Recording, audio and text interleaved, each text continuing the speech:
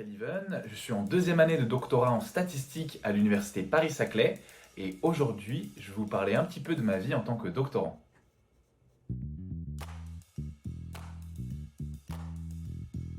Alors dans le cadre de mon doctorat, je travaille avec EDF R&D sur le plateau de Saclay, à quelques pas de l'ENSA et de l'école polytechnique, et c'est avec eux que j'avais effectué mon stage de recherche en master.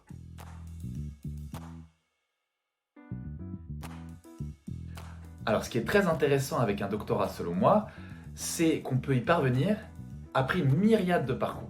Si on prend mon cas particulier, j'ai tout d'abord été diplômé d'une école d'ingénieur généraliste, accompagné d'un master également en école de commerce, un master de management.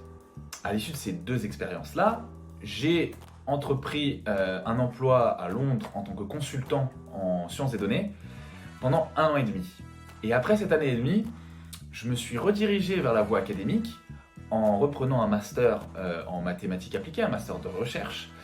Et c'est là, à l'issue de ce master, que j'ai rencontré différents interlocuteurs, donc mes directeurs de stage de recherche à EDF R&D et également mes directeurs de thèse actuels à l'université Paris-Saclay.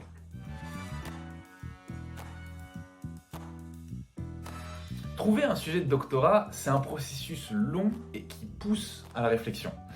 C'est pas quelque chose qu'on décide du jour au lendemain, c'est quelque chose qui conditionne 3 ans de notre existence, ce qui n'est pas énorme au regard de toute une existence, mais quand même qui est suffisamment significatif pour pouvoir bien se pencher sur la question. Et pour cela, à mon sens, il faut parler énormément et à beaucoup de personnes. C'est quelque chose qui peut venir d'une volonté intrinsèque, bien sûr, mais il faut beaucoup en discuter, que ce soit avec les professeurs de master, que ce soit avec des gens de l'industrie.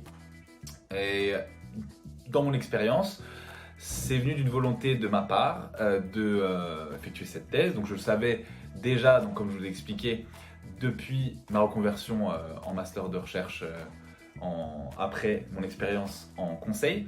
Je voulais faire une thèse et je me suis donné tous les moyens depuis le début de l'année de master pour pouvoir obtenir une bourse de thèse. C'est-à-dire, quelque part, converser avec beaucoup de personnes, en apprendre un peu plus sur le fonctionnement, sur l'attribution des bourses. Et ce qui est primordial selon moi surtout, c'est d'être assez malléable sur le sujet du doctorat. C'est-à-dire que quand on nous propose un sujet de doctorat, en général, c'est quelque chose qui vient d'une volonté d'un chercheur déjà établi dans le domaine.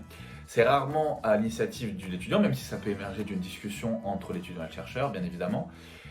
Il faut savoir qu'un sujet, comme il est écrit à la base au début de la thèse, c'est rare qu'il soit exactement jalonné parfaitement pour les 3 ans. C'est important de retenir à l'esprit qu'il y a une certaine malléabilité dans un sujet de thèse, parce que on peut donner le même sujet de thèse à 5-6 personnes différentes avec les mêmes conditions dans le contrat, on aura 6 résultats totalement différents.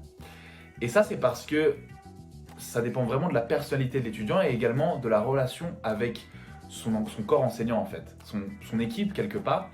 Parce qu'il ne faut pas oublier que quand on parle d'un doctorant, on l'associe à son sujet et on l'associe lui uniquement à son sujet, mais il fait partie d'une équipe, que ce soit son labo, son équipe de directeur de thèse, s'il en a un ou plusieurs, l'entreprise à laquelle il est rattaché, également d'autres gens du domaine et d'autres doctorants. Donc c'est vraiment quelque chose de très collaboratif, un doctorat, à mon sens. Mon rôle au sein de EDF R&D, c'est avant tout celui d'un apprenant. J'accumule une somme de connaissances liées à la charge des véhicules électriques et également, donc en particulier, aux modèles qu'on utilise dans la littérature pour prévoir ce phénomène et les données utilisées pour pouvoir entraîner des modèles. Une fois que j'ai accumulé cette somme de connaissances, mon but, c'est d'en tirer une structure, organiser une certaine cohérence pour pouvoir ensuite la restituer aux différents interlocuteurs que j'ai au sein de l'entreprise. Les mathématiques que je développe avec EDF R&D s'inscrivent dans un contexte qui est celui de la charge des véhicules électriques. Et ce contexte, il est très cher à EDF R&D. En effet, d'ici une dizaine, quinzaine d'années, on a plusieurs scénarios qui nous poussent à croire qu'on va avoir une forte adoption des véhicules électriques. On parle d'un tiers de véhicules électriques d'ici une dizaine d'années en France, d'un tiers de véhicules qui seront électriques donc, Et déjà en Norvège, on a plus de 47% des ventes de véhicules qui sont des véhicules électriques. C'était le cas déjà en 2018. Dans ce contexte-là, on va avoir une forte demande d'électricité nouvelle, avec des comportements nouveaux qu'on ne connaît pas, a priori, sur le réseau, donc qui va amener donc, ces contraintes sur le réseau de distribution électrique. Et des entreprises comme EDF ont besoin d'anticiper pour pouvoir répondre au mieux à ces différentes contraintes émergentes.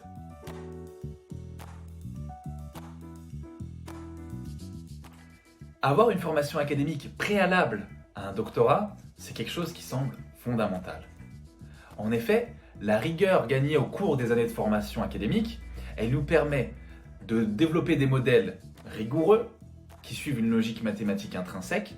Également, elle se traduit dans l'analyse des documents scientifiques qu'on va utiliser pour supporter notre thèse. Et d'un point de vue plus pratique, la longueur d'une thèse, qui est donc de 3 ans en règle générale, pousse à penser qu'on a beaucoup de temps pour analyser un sujet en particulier. Sauf que on oublie régulièrement qu'on a une myriade de chemins pour pouvoir aborder justement ce problème. Et c'est le rôle du doctorant, et également grâce à son lien avec la recherche académique, que ce soit à travers ses directeurs ou son labo, de pouvoir identifier les chemins les plus prometteurs. Et en cela, se jeter corps et âme quelque part sur ces idées-là, même si on doit parfois se confronter à des murs, pour pouvoir découvrir des choses très intéressantes.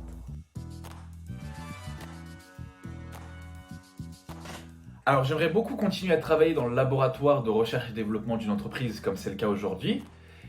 Et il y a quelque chose aussi de très important pour moi que j'aimerais conserver dans mon après-doctorat, c'est l'enseignement.